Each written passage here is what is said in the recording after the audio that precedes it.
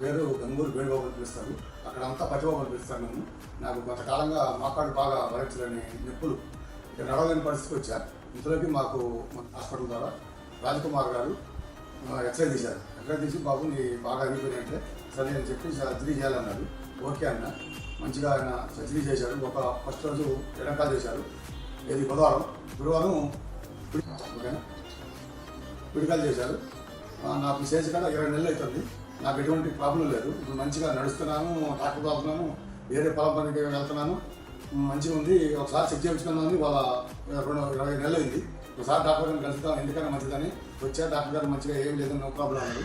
నాకు ఇప్పుడు మంచిగా అసలు ఎక్కడికి వెళ్ళినా కనీసం కొద్ది గొప్ప దంతు కూర్చోవాలన్నా కూర్చోగలుగుతాను.